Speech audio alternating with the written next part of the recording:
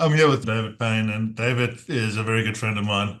He's worked with me for some time. He's also an entrepreneur that has just been on the most amazing journey, and I've been very blessed and fortunate to be a part of that journey with him. David has got so many hats, right? You're hat rich. And I met David actually when I was working in the Adventure Centre at Twinwoods, where he actually brought a magician friend of his, Martin Rees, working on another world record, his fifth or sixth world record of going underwater. And David was his coach over the years. So I'm going to let David introduce himself a little bit. He's been on the podcast before, and this is a follow-up podcast. So if you want to see a bit more of his story, you can go back and watch the other podcast. But David, welcome to the show. Thank you so much for being here. Thanks, Roy. Thanks so much for having me. Yeah, and thanks for everything that you've done for me. Genuinely would not be where I am now today if it wasn't for your amazing help and guidance. But a very fast background on my life. So I started out as a helicopter designer for 4 years, found that a bit boring, went to be a primary school teacher for 20 years. All that time I was also interested in entertainment. So I've always done magic. I was a hypnotist, done stuff on television. I've had my own touring theatre show. I'm into music. I play the piano blindfolded, play the guitar. I'm a music producer. I help manage other artists and help them become famous and get good at what they do. I got a company called Full Time Talent that finds artists that want to become professional and help them do that. And yeah, very recently I decided I was going to leave teaching. Obviously, about 5 years ago, I was going to leave teaching. Then lockdown happened, good timing. Then I thought, what skills do I need to help me become better in the entertainment business? And it was marketing. And then the opportunity came up to work with you when I met you at Twinwoods, and I was there with Martin. And like within 5 minutes of speaking to you, I just knew that it was going to be a really good kind of partnership for a good person to know. We're very like-minded in terms of our mindset and our philosophy. And then, yeah, so very happily came to work for you at Twinwoods and just learnt a whole ton of stuff about business that I didn't even realize. It was like, you don't know what you don't know. And what a game changer. So that was probably the biggest turning point of my life, working for you and under your instruction. It genuinely was. And then since then, that's given skills. And I was like, that was planting the seed. That was the acorn or dropping the pebble. And now I'm experiencing the ripples as a result of everything that's come from that. And very recently, I've got like a major project. We've finally broken through and had our first lucky break, as you were. And I think we're going to talk a little bit about that Yeah. journey, aren't we? And I think the way that you rush through that, you can minimize your own kind of power on this. And I just want to honor a couple of the things there.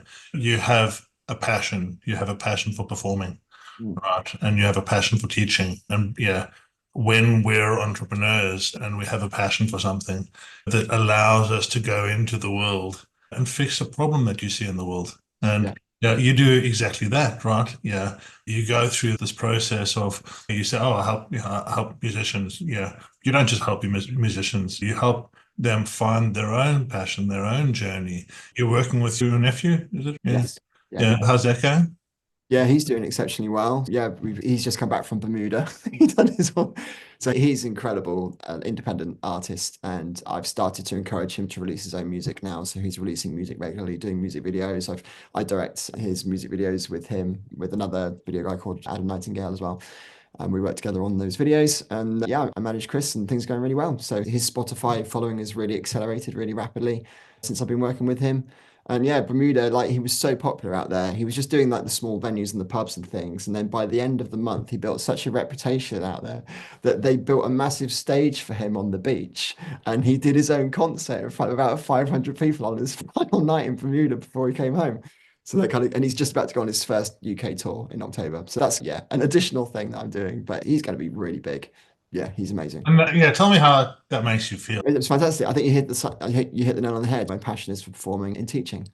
So I love performing, but I love helping other performers succeed Yeah. more.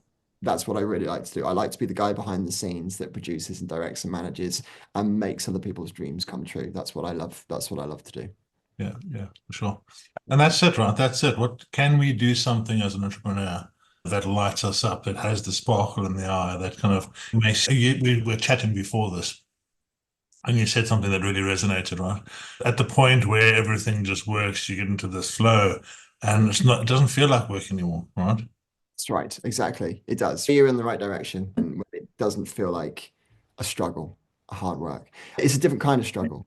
before all the pieces fall into place, it's a bit like banging your head against the brick wall and trying to find your way out of the forest. But then now it's a different type of problem, a nice problem to have, in that it's all happening so fast and so many opportunities are coming from it. It's literally like riding a wave, and you've got to try and stay. The game now is to stay on the surfboard, to be dumped on by the wave. So yeah, that's where I'm at right now. Yeah. And I think I want to just really touch on a couple of lessons, and we're going to go through a lesson for people that are thinking about getting on this journey. And one of the biggest problems, there's a couple of problems that I see with people that I coach, and one of the biggest problems that is out there for me is not starting. When you get in an ice bath with me, I say step, step, and go.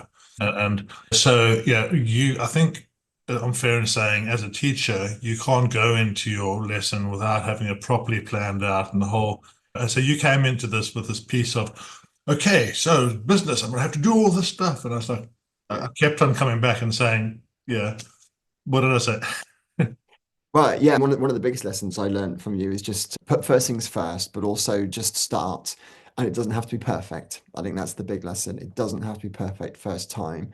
You just begin and you improve it as you go along. And we talked a lot about minimal viable product. That's it. That's why we are where we are today, was because of that little nugget of knowledge. While our competitors were spending a lot of time and effort building the product, we were selling the idea. And Mhm. so we got in first. And Let's step this back a little bit to set some context, right? David, yeah, what David does as well with full-time talent is they go out and they put on shows in holiday venues, and as an entrepreneur, there's a million opportunities that just keep on flooding in. Yeah, they come in, and yeah, it's a real skill set to see one and then to act on it. And just take us through that story. yeah, okay. Shall I give you like the whole background of where we are now and how we got there? Because I think there's a lot to learn from the Yeah. tale, and we can pick the parts of that as we go along. So make yourself comfortable, viewers. It's quite an interesting tale.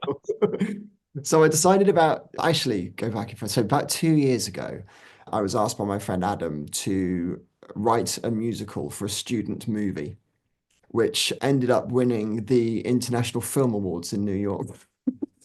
Which was mad. It was like a 10 grand student movie and beat like this animated movie that was like had a budget of $1.2 million or something like that. But anyway, I wrote this musical, and in the process of doing that, we had extras, and a lot of people gave it their time for free just to make connections. So lesson number one really was get in my business is get yourself in the room. You've got to be in the room. You could be the best artist in the world, but if you're not in the right place at the right time, then no one's going to know about you. And the way it works is like somebody needs someone. Oh, we need someone to write a musical. That guy, that guy standing over there, he does musicals. That's the way people work. They don't trawl the internet or the world trying to find the right person. They just go with who they know, like you would if you're hiring a plumber. So anyway, so lots of extras gave up their time for free. And one of those was Freya Morse. And people were saying to her, you should not give up your time for free. What are you doing that for? But she had the wisdom to know that she was going to make some pretty decent connections. And that's when we met. We really connected. We had the same vision for loving, forming, but also helping other people. And she was young and charismatic and would appeal to the younger generation. And I had the experience. And we put those two things together, a very powerful combination. So on the way home, there was a point to the story. So on the way home from this musical, we then were going around a roundabout and a Queen song came on the radio. And the dancers in this music video that I was giving a lift to at the time, I just gave them a lift back, all burst into this beautiful harmony singing a Queen song. And I said, oh, it'd be really cool if we had a female Queen tribute act. No one's ever done that before. Lesson number two. To cut through, you don't necessarily have to think of something that's never been done before. You just need to put two things together that have never been put together in that combination before, and then you've got Yeah. something unique. Exactly the same thing with Martin and his world records. There's thousands of people who skydive. There's thousands of people who do magic, but no one had ever done magic on a skydive before, and that was the nugget that propelled him into like what he's managed to achieve, which is the most successful online magic show in the world during lockdown. So same thing here, really. Put two things that together before. A female queen. That would be interesting. Call it king. Someone said, let's call it king. Let's go, yeah. So that kind of started the idea. So then we put that together. Took a long time to put together for a year, recruit everybody, train everybody up. But it was a really good show. And we put it out on the holiday park circuit. Went and did a showcase in Portsmouth. One of the singers broke her thumb an hour before going on stage. That's another amusing story. Went on stage anyway, and before nothing had happened. And we managed to get a whole ton of holiday park gigs from that. Then did a few holiday park gigs and got very popular. And people were telling us we're probably the most popular act in the holiday parks that we're doing. So a very successful holiday park act. Then, because I was also, meanwhile, I'm also doing lots of open mics in the town and helping artists develop. And there's this one guy that worked as a manager in the cafe where I was working, as doing the open mic in the restaurant where I was working doing the open mic. And I didn't know at the time, but he was a singer in the West End. He was in Joseph and the Technicolor Dreamcoat. But to me, he was just the manager of this place, and I was just an open mic guy. He went off, moved away, went to Bideford, opened a cafe for 5 years. And then suddenly, last Christmas, he goes to see Barry Manilow at the London Palladium, £350 a ticket, completely sold out. And he's looking around going, I didn't even think this guy was still alive. Yeah. This popular. And he always loved like Barry Manilow's music. And he loves musicals. That's his musical taste. He loves that kind of thing. So he phoned me up only in February this year. It's all happened since then. And he said, do you fancy doing a Barry Manilow tribute show?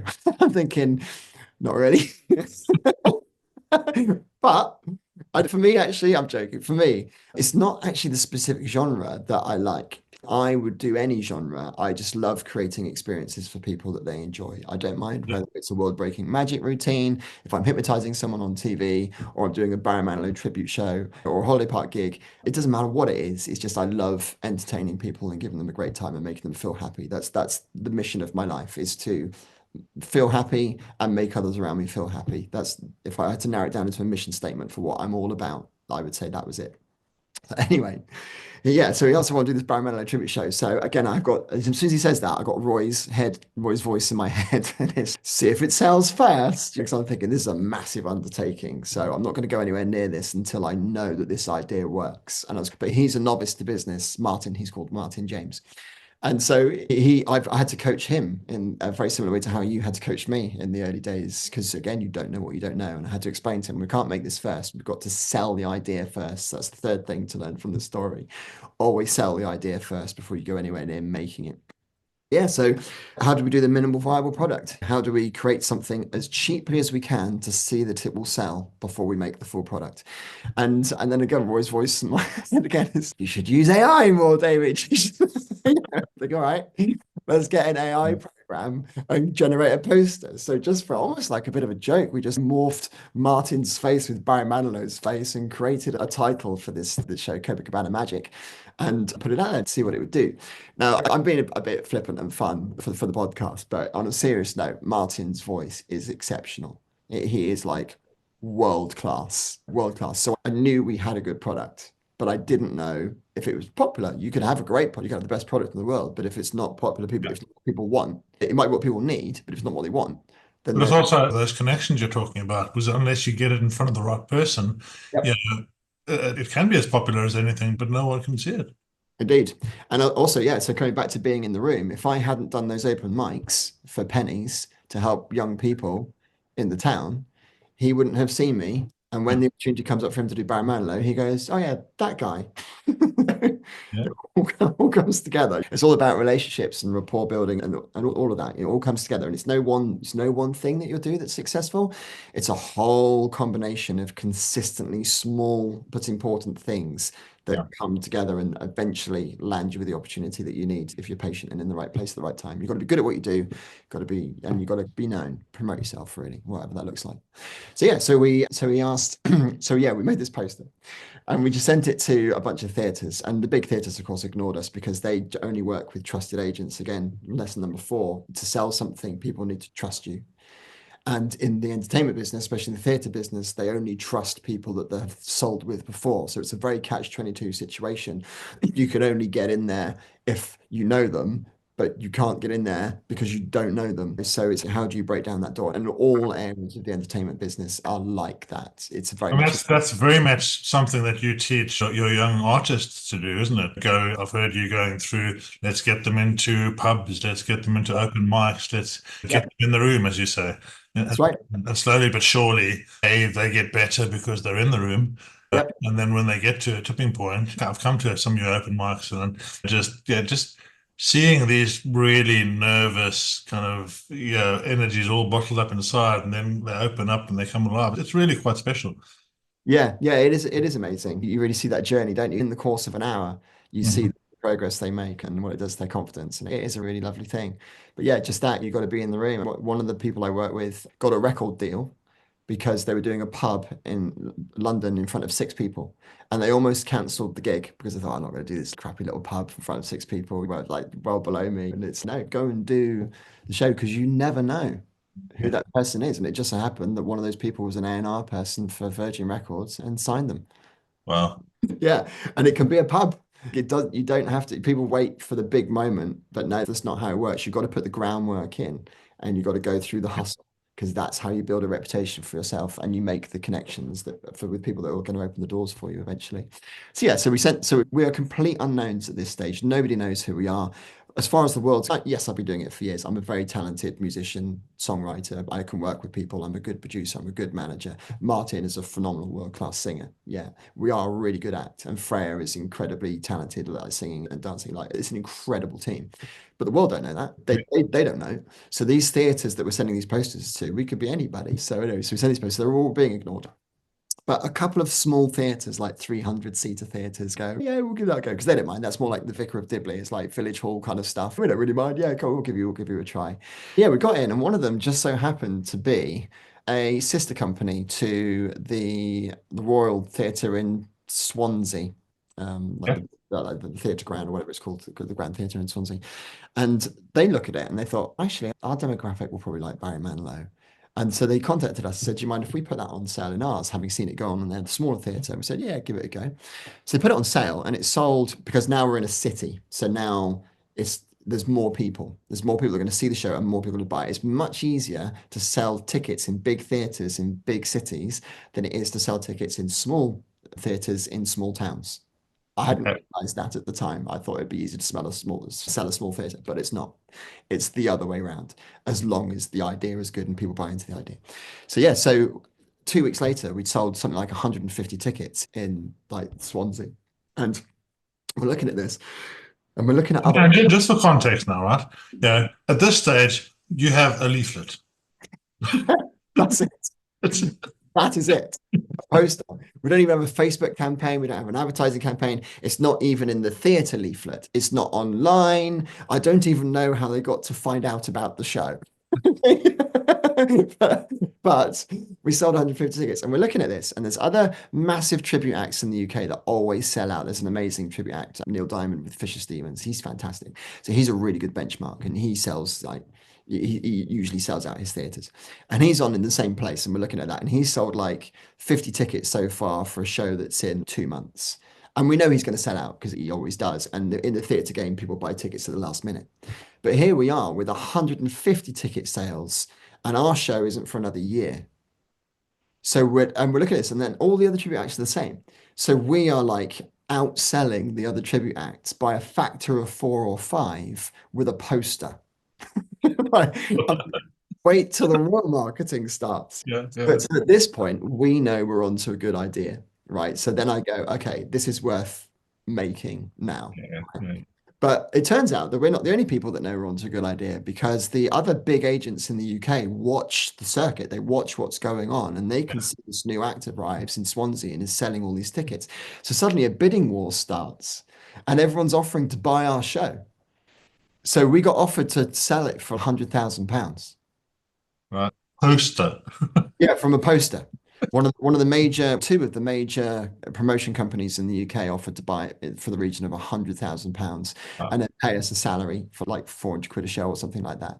It was tempting, but Martin was great. Martin's very loyal. He's very switched on and he wants to keep control yeah, of the product and not give, because we've good. had stories of other people we know that have been doing really well and then they get taken on by a massive promoter and then they want to just make as much profit as possible and they take all the money away from the show and then the show's not as good and then the reputation dies and Yeah, then yeah, so they try to get greedy too early and they lose money in the end. And we want to retain control of that. Plus, we're thinking these guys know there's something in this. If they think it's worth £100,000 now, then we're going to hang on to this because this is going to be worth millions in the end. Yeah, so we hang on to the rights of it. But one of them was so keen. He said, all right, I won't buy the show, but I will promote you. And we'll come up with some kind of 50-50 deal. He promotes and then we put on the show, so it's fine. They're guaranteed as well to pay the band, which is nice. So the promoter puts up like £4,000 every show. So Martin, Freya, and I are not at risk of losing any money for any of these shows. The band always get paid. Yeah. Yeah. We might, if the sales aren't good, have to do a few shows for free. That's fine.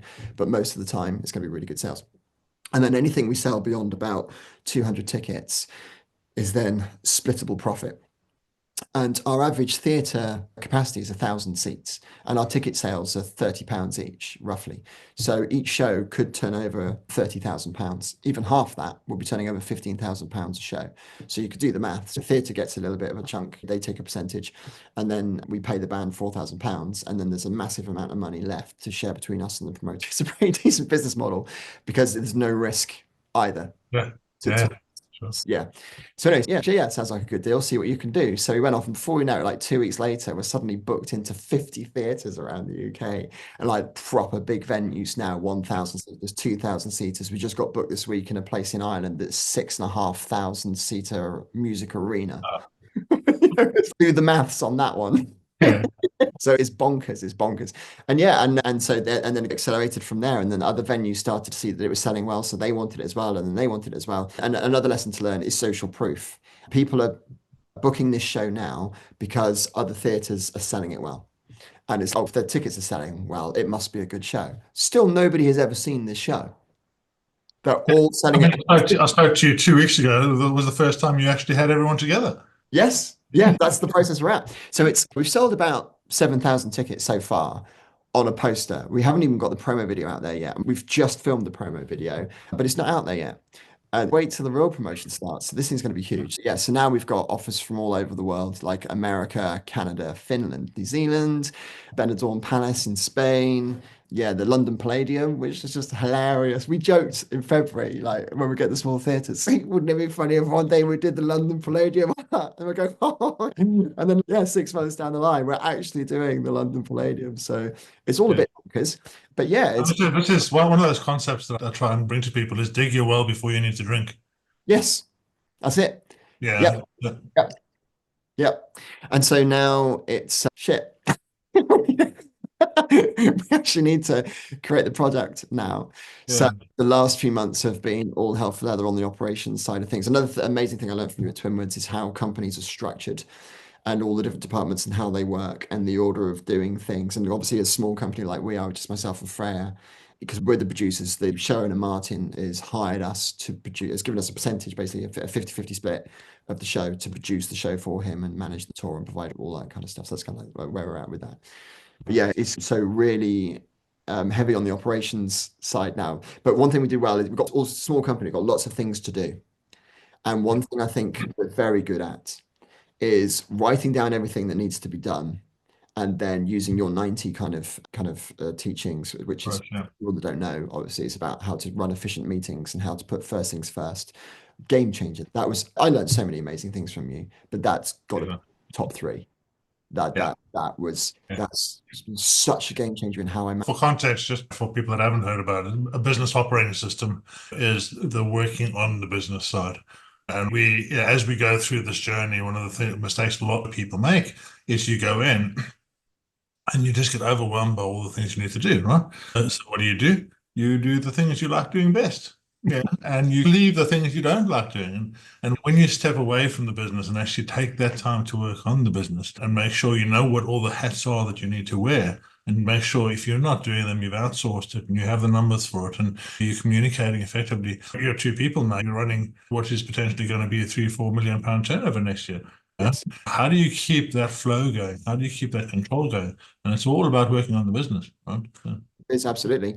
And although Freya and I are the only employees of our business, obviously we're working with lots of self-employed artists that are coming together to do these shows and the other acts that we're managing as well. So really we're managing about 20 or 30 people already. And we don't even have any employees. But you still have to manage everything in the same way and do it all properly and make sure it's all everything's above board and everybody knows what they're doing. And again, something else I learned at Twinwoods with you incredibly was just how to manage people effectively. Like the Q12 survey that we looked at just before I went on and to do other things was a game changer in the sense that employee satisfaction, what they really like. And it's not to do with the money and it's not to do with the hours that they work. It's to do with the managers. More people leave their work because of the manager than Yeah, anything else. And what do they want? It's the simple stuff. They just want to know what they're doing, have the yeah, resources to be able to do it and the time to be able to do it. If people are able to do what they love doing, they get the pride and the satisfaction from that. They feel important. They feel good about themselves. So as a good manager, you just need to be a good facilitator. You just let the wheels roll, set it up. You don't have to be like David Brent. You don't have to be like the big like showman and kind of like, hey, I'm amazing. It's not that at all. It's how I used to teach in the classroom. You just sit back, you organize everything. So there's no resistance and it just runs and you just let people do what they're born to do and what they're passionate to do. So that's And yeah, such a big problem in that is that as entrepreneurs, we go into it and we have a passion and we have a drive that always steps us aside from the staff. yeah. And the staff are an awesome and people are such an important piece of what we do. So we need to understand where they're coming from. And just like you said, yeah, if I know what I'm doing and I know what my number is, or I know, what dictates that I'm doing my job well, and it's very clear what I'm doing, then I'm going to do that. Do I get the job? Do I want the job? And do I have the capacity to do the job? Those things are so important because yeah, when I come in, I've learned so much myself over the years, and I can still keep learning. When I come in and I'm like, okay, Dave, do this and do this, and then I shoot off to the next thing. I mean, you remember those days? I remember Yeah. And it. Dave's sitting there going, what happened? Yeah. Yeah. I love it. Yeah. Yeah, and that's such an entrepreneurial thing, right? Yeah, and yeah, the fact that you've been able to rein that in from the outset, yeah, use your skill set as a teacher and structure, and yeah, is a big part of how you're able to step forward now and deliver. It is, yeah, getting things right. And you touched on something else that you helped me with that is massive, massive, and that's in recruitment. Have they got the desire, the capacity, the capability to do it? And that's been huge. In the early days, we came unstuck with that a little bit because I'd forgotten the importance of that, but I remembered it very quickly and then put it in place. And it's been a game changer since then. So, especially in the music business and any business, in our context, you've got to have somebody who actually wants to do it in the first place, because otherwise they're never going to travel around the world with you. They'll just be pissed off and missing their families. You've got to have someone who's talented enough to do it. You can't hire someone to play the piano that's wearing mittens. You've got to be able to good at the piano. And they've got to have the capacity to do it. They've got to be available to do it. And there have been so often we find people with 2 out of 3, but we can't take them on. A brilliant pianist that I met from Manchester, absolutely wonderful guy, really wanted to do it, but he just had another job that he couldn't balance with it as well. So he just wasn't able to come on tour with us in the end. It's really sad, but we couldn't take the risk on it. But yeah, so those big 3, always make sure that they've got the desire. And we spoke quite a lot about core values, and yeah, core values are a really bad rap. The people don't a bit really bad rap. People don't use core values in the right way, right? Yeah, And it's a bit harsh, but you hire and you fire on your core values. you do. It's the Yeah, very first thing I do when I bring someone on board. Ours is we're dealing kind of with musicians and that, and they're not particularly very organized group of people. They're very artistic. The kind of certain corporate ways of doing things would put them off. So I do the same effective things, yeah, but in a voice that suits them. So I think so quite often you get these big corporations that have these are our core values because we have decided what these are, and everybody looks at them and it kind of means nothing to them because of the way that it's portrayed and rolled out in the company. But done properly, it's an absolute game changer, and I couldn't do without it. It's like when I was a teacher having your classroom rules. There's the rules, you've broken that one. That's why you've got your consequence. So yeah, right from the outset, funny enough, we just brought on a new guitarist for Kings, the female Queen tribute band. And the first thing I did was welcome them to the group. And then my very first words out of my mouth, and these are our core values. And I didn't do it too officially. It was just in a messenger chat, which is the yeah, main source of our communication as this particular group. And I just said, and our core values are kindness, professionalism, communication, and reliability. And that means to be a part of Kings, everybody needs to make sure that they're kind to each other. They need to make sure that they answer the messages at least within 24 hours. They make sure that they behave appropriately in front of clients and in gigs and rehearsals, and make sure that you always show up and do what you say you're going to do those things, and you'll be with us all the way. And then when that goes wrong for people and they don't do it, we can pick it up on them because we've already showed it to them. And we don't have, like when I was a teacher, you don't have to be nasty. I don't think I ever got cross in my class. I never shouted at my class once. I was always firm but fair because I had a well-organized system in place. And this Yeah. is the same. It's fine, you've done, that's your choice, but these are our core values. So you either are going to need to do it this way or find something else. No hard feelings. But if you want to be And a then it comes down to that conversation I've had so many times. It's okay. So when we spoke initially, we spoke about these things as being important values for us. And can you see how this piece doesn't quite fit into that? Was there a problem around that we need to discuss and we can give you some training on and you can help that? Or is it just not important to you? Because Mm. depending on Yeah. what the answer is, Yeah. that depends whether you're a good fit or not. And yeah, Yeah. I don't want you working here if it doesn't feel right to you. And at the same time, if it was just something that, yeah, it wasn't that important to you at the time, then okay, let's just make sure you understand the importance of that, right? So Yes, indeed. And quite often it's just lack of awareness, especially when I'm working with young artists. So I yeah, work with a lot of teenagers, even young teenagers. And a lot of them don't realize the importance of reliability. They haven't had that realization yet. And it's almost like a revelation to them. It's almost like they never considered it sometimes. yeah, One example is we were doing a show, a really important charity event in front of a big audience. And one of the artists said that they would do it. And then they were getting a lot of pressure from their family to go and do like a private event, which had come up later. And they're in a really difficult position. But they ended up not doing the show and almost scuppered the whole charity event. But wow, only because I managed to get somebody else and I built a system in the place where we have a rolling cast and I have replacements because I realized that people do let you down. I was able to fill that role at last minute and the show went on. But then I had to go back and speak to the other person and say, you just can't do that if you want to be a part of this. And but they were mortified. I didn't realize it would be such a problem. It's no, it really is. yeah, So make a decision. You either stick to the stuff you agree to or you don't. That's fine. You don't have to be a part of this. The offer is there if yeah, you're willing to abide by what we're all about, yeah, yeah. you know? Now, it's like, yeah, you've gone through this journey and you're on this journey. And one of the things we talk about quite a lot is wellness. And I know you swim. And how do you look after David? Because we just can't be powerful if yeah, you're probably the least stressed out person I know. And you have been for forever. You always turn up with a smile on your face and you're always happy. And yeah, Yeah. I'm like, okay, if I could just clone that level of happiness for everyone in the world, there would be no more wars, there would be no Yeah. more problems. Yeah. Yes. So how do you show up for yourself? It's funny you say that because if I was going to write a book before I die, it would be on happiness.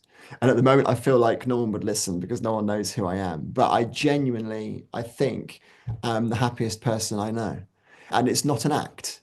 I genuinely feel happy all of the time. And so much so that even when challenges happen, they don't make me unhappy. I have strategies and skills to deal with those situations and always have a way of thinking about things that maintains a positive mindset. It doesn't mean that I don't hide my emotions, I don't suppress my emotions. I feel them, but it doesn't stop my overall feeling of well-being and happiness all of the Yeah, time. And it looks easy, doesn't it? And you'll appreciate, because I know, Roy, you've got a very strong mindset as well. So you will really appreciate what I'm going to say on this. From the outside, it looks easy when we're having a good day and we're doing all of these things. And you're an amazingly talented person. You could do like things 100 times faster than anyone else I ever know. You can do it's so impressive how much you can actually get done in a day. And everyone else is going to be looking at you going, how does Roy do that? How does he do that? I can't even get out of bed and make myself a cup of coffee. And I know that this is years of practice, years of honing, of reading the right literature. So number one, read the literature, expose yourself to thoughts and feelings that are going to improve your mindset. And you and I are constantly reading these like highbrow books, these positive books on business or mindset or whatever. And it drip feeds into how we are as people. So that's the first thing. But also, it's also not rocket science. It's the basic Maslow's hierarchy of needs. And I see this with my young performers all of the time, right? So this is a great topic. I love this topic. So for those that don't know Maslow, most people probably do, but it's like a pyramid and the needs that support everything else are your basic needs like eating, and sleeping and exercise and feeling cared for, feeling safe. If you've not got those things, you're not going to worry about anything else. If I'm sleeping on the street and I'm wondering where my next meal is going to come from, I'm not going to be worried about my next business transaction. I'm going to be worried about how I'm going to get something to eat so I don't die the following day. But then you've got that in bad, and then the next thing you go on top of that, and it builds up, and eventually you're at the top of the pyramid. You've got so much of these things in place that you are then capable of starting to help other people and worry about other people and supporting them. And I think that's the level that I feel like we have aspired to and that we achieve. And it fluctuates, isn't it, from time to time? But most of the time, I think you and I are the head of this pyramid, able to help other people because we have this basic structure in place. Some of the young performers, Not so much. yeah, they stay up till 2 or 3 o'clock in the morning. They're like addicted to social media. They're worried about their image, so they don't eat, they don't exercise. They're disorganized because being in the entertainment business is very difficult to have an organized routine. I'm so glad I had jobs which were very structured and organized because if I hadn't done that first, I wouldn't be able to put so much structure and organization into a very disorganized industry. And because they don't have to get up at 9 o'clock and get to work. So they don't know what they're doing with their time, and most of them can't organize themselves. So yeah, you see it, and they just can't function, and they've got lots of like mental health issues and physical issues, and all they need to do really is just get some sleep and have something to eat. Yeah, Ta-da! And you'll be able to function yeah, at yeah. least on the second or third tier. So yeah, it's hugely important. So anyway, a long time ago, you asked me about my regime, my mindset. So how do I do it personally? How do I do it? So yeah, so I read a lot of positive psychology. So I get the good mindset. I got this straight first, and that impacts everything else. Yeah, Atomic Habits, that's a great book that I read yeah. recently. Absolutely brilliant, especially for my lifestyle, because I've got a lot of things that are important but not urgent, like piano practice, guitar practice, though exercise, image. If I didn't do small nuggets of those things every day, I'd suddenly get to the day before the concert, and not only would I be like 40 stone, I would then be going, oh shit, I haven't really practiced the piano very much. I think it's a bit late now. So I structure my day and I give all these important things. It's from Stephen Covey's book as well, Seven Habits of Highly Effective People. It's identifying the important things, not just the urgent things. Yeah. It's the important things you need to do first. The urgent things need to be dealt with as well, but not at the expense of the important things. So I always put time aside. So my routine, when I have one, because obviously a lot of time I'm traveling around, but most of the time if I'm at home, I get up in the morning, probably go about 7, and I have a nice casual breakfast, make sure I eat well for the day, and then I go for a swim. So I'm a competitive swimmer, so I go for an hour's training in the pool. I come home from that. Now, the thing is, I do that straight after breakfast because habit stacking. I don't forget to do it. If I had breakfast and did something else, I'm like, oh, I might go for a swim in a minute. It would never get done. So I have breakfast, and then so the way it works for the people who don't know is after you've done something, you always do the next thing that you want to always do. So it stacks up. So yeah, I have breakfast, so then I go swimming for an hour, and then I come back, and the first thing I do when I come back from swimming is practice the guitar for half an hour. And then the next thing I do is practice the piano for an hour. So I've got all of those important things taken care of in the first part of the day. So I don't worry about them then. I know that they'll be done. I know that concert that's coming up at the London Palladium in November next year will be fine because I'm practicing for an hour a day. And the goal will take care of itself. It's you get the habit right, the goal takes care of itself. And then yeah, so then I just have a nice relaxed lunch, and then in the afternoon I do my admin. So starting with a to-do list where I write everything down and then I pick Yeah. the 6 most important things from that list and move them across to a column and I put them in the order that I want to do them. And then it's just like a shopping list. So I never spend my day panicking about what I haven't done because it's on the list. I never feel overwhelmed. It's on the list. So it's going to Yeah. get done at the right time. And it's like going shopping. If I didn't make a shopping list and I'm walking around at the supermarket, I don't know what I'm doing. But what I do, I write things down and I go, oh yeah, potatoes, peaches, melons, and I'm happy. I know what I'm doing. I can walk around the shop happy without thinking about what I'm doing. It's the same with my business. So it's a shopping list. So what's number 1 on the shopping list? Podcast with Roy. Okay. What's number 2 on the shopping list? Okay. Meeting Emily to go over social media. And I literally I don't worry about it. I don't stress about it. I just do it next because it's on the list and it takes away all the procrastination, all the worry, all the anxiety. And it's just a routine that I get done. And then, yeah, I just go through the day. And then when it gets to 5 o'clock, I then say, oh, my wife's coming home soon and she's going to tell me off if I haven't done the dishes or done that bit of DIY that she wanted me to do. So for the last hour of each day, I'll do some DIY on the house that like nagging me to do. And then she came home at 6 o'clock. We have a nice meal and we sit in the hot tub, watch a movie. And then the next day, it all happens all over again. So I love that concept. Yeah, we spoke a bit about journaling, and it's not something that I've ever been able to get my head around. I don't write as well as I could do. I don't, yeah. I worked out the other day the reason that I don't write very well is because my hand can't write as fast as my mind's thinking. yes, makes sense. So now I can just use my AI to brain dump. Yeah. Yep. So whether it's ChatGPT or Claude or whatever tool that I'm using, I'm like, okay, so this is all the stuff that's on my head, Yep. in my head, and boom, boom, boom, boom. Once it's done, okay, now just help me. This is the goal that I need to get to in 2 weeks. Which of the things on this list do I now need to prioritize? And just give me a list. And that's just such a relief in terms of just clearing out the clutter, right? Because otherwise you end up thinking about things in the past you haven't done, things in the future that are worrying you, and it just shrinks the amount of energy you have for today. You have 30% in the past, 30% in the future. You've only got 40% for today. Right? Yeah. And Yeah. It's so true. And you've hit on something else really important there as well, I think, and that is everybody has different mindsets and different ways of doing things. And I really picked this up as a teacher. It took me a while, a long while to get to grips with, but I got to understand it more and more through my career. Because in the early days, it's like, why can't they just understand that? Surely they just get that. It's obvious. And they don't just get that because yeah, everybody's mind works differently. Some people think super, super fast and they're highly visual. You're especially like that. And you see it in the classroom and they can't get it down on time. And teachers are berating them for not having good handwriting, but actually look at the quality of what they're writing in terms of the words and the ideas. Writing is not just about handwriting, it's about putting thoughts down. Yeah. And I think a lot of entrepreneurs are dyslexic, aren't they? Lots of famous ones. Lots of them have ADHD and they've got a lot of drive. show me an entrepreneur that doesn't have some level of ADHD.